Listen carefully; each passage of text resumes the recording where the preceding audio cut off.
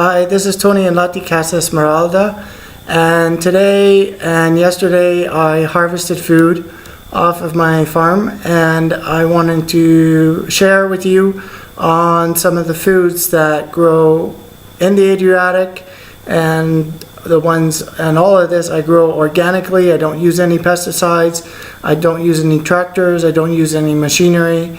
Maybe next year sometime I will get a tiller, but at the present time I just plant, and I use hay, and I use the root stout method of planting.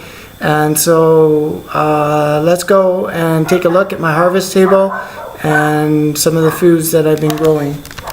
So this one here, these are the quittens, and I just harvested this right now, and I'll see if I have time tonight to hook up some applesauce. And that, so these quittens, they're not very big. I've had quittens that were a lot bigger, like double this size. It's just that there was no rain in the last 2 weeks. But quittens are like this. They're very, very ugly apple, but you add brown sugar and cinnamon to them and some pickling spice, and they're ready to go. And then today I went down the valley, and I went to visit one of my friend farmers, and he also grows organically too. He has an organic garden, and so he gave me 2 melons, which was nice. And then these ones, the ones that are not ripe, are of my melons, and these ones will probably, they probably will stay, like the smaller ones, for about 2 months, maybe 3 months if I'm lucky, if I put these in a temperature controlled area and it doesn't get, you know, like too hot in my house, or I tried to build out the root cellar and put some shelving in there. So I have like all this food. Like, this is a lot of food. This is, I guess, over about 40 kilos of food. Like this basket here, this is about 15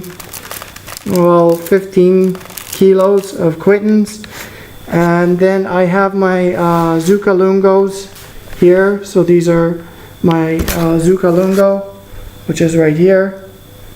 And so I grew 3 different varieties of zucalungo. I grew the beige kind, and then I grew the green kind, and then there's a one that's like a snake kind, and it grows, it's dark green, and then it's sort of light green.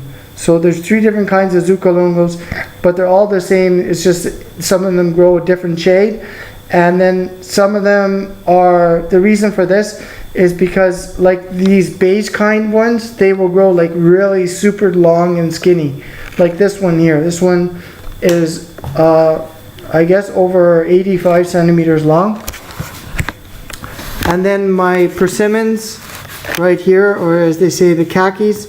And I just harvested another handful of these ones here. So these ones are nice, these persimmons, and I've been sort of eating them, and I've actually wanted to can these ones too, because they make like a really awesome jam. If you ever tried a really sweet nectar, like you see the nectar on these ones, the nectar just coming out of here, right? And this is like really, really sweet nectar. And the only thing is my bees are attacking this tree, and I have like over 100 persimmons on this tree. So it's kind of like I've had to harvest them sort of in between ready and not ready, and I kind of let them go to sort of this stage in my house where it becomes sort of edible, but it's not really of this nectar kind. Like I brought it, I love to eat these nectar ones. And then in my greenhouse too, as you see like on my videos, I have these long peppers now, which are turning, and the pomodoris are also coming along too. So these are nice. I absolutely love these long ones, and these are sort of the hot variety, but they're not, I don't think the smaller ones are of the more hotter variety. And then I got stung by another bee or something, stung by something again. So there's some basil, and I got lots of basil growing, so I want to get onto drying some basil, so I have some basil over the winter time. But mostly time in the greenhouse here. If the frost does come, yes, then the basil will die off. So, and then you know, just getting everything started and getting my firewood all set up and everything. But the harvest table is getting bigger, and I gotta do something with this food. Either I gotta sell it, or I can can it, and possibly the best way right now for me is to can the food.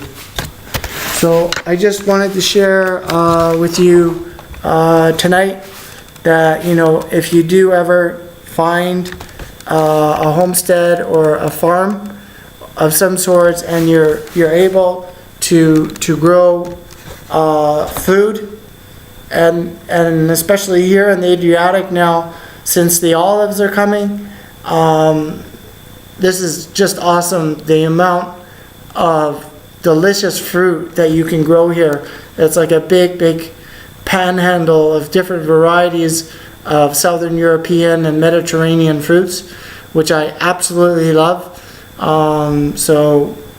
And a friend of mine also gave me, I have some apples in the fridge, and they are the red delicious kind, and those ones of that variety are now ripe too. So he gave me about a dozen of the red delicious apples, and also these ones. He's got an orchard and stuff, and he does grow organic, because I do not. I like to go to the organic farmers.